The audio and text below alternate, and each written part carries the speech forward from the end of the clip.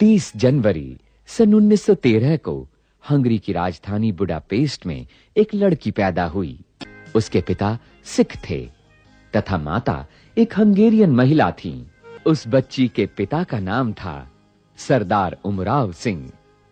सरदार उमराव सिंह एक आकर्षक, प्रतिभावान और विद्वान युवक थे। वो अध्ययन करने के लिए विदेश गए थे। वहां उन्होंने हंगरी देश की एक युवती से शादी कर ली।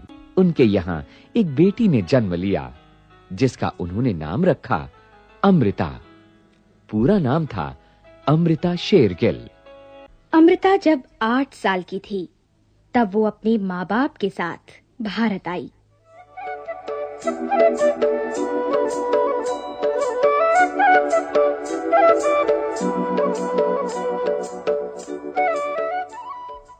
कुछ समय वो गोरखपुर के पास अपनी जागीर में रही।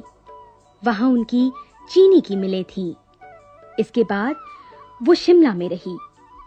उसके माँ-बाप ने देखा कि अमृता की रुचि चित्र बनाने में है और वो अच्छे चित्र बना लेती है, तो उसे उसकी मनचाही चित्रकला की शिक्षा के लिए फ्रांस की राजधानी पेरिस भेज दिया गया। पेरिस शहर उन दिनों दुनिया भर में अपनी चित्रकला, मूर्तिकला और चित्रकारों के लिए प्रसिद्ध था। पेरिस के आर्ट स्कूल में 5 साल के अध्ययन के बाद सन 1934 में अमृता भारत लौटी।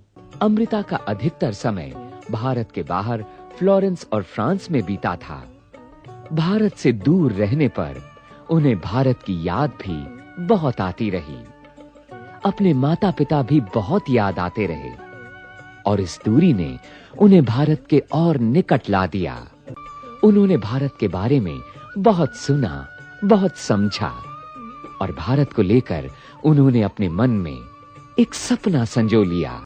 लेकिन अमृता जब भारत वापस आई और उन्होंने सारे देश का भ्रमण किया तो उन्होंने देखा कि भारत पर अंग्रेजों का राज था। भारत माता की जय! भारत माता की जय!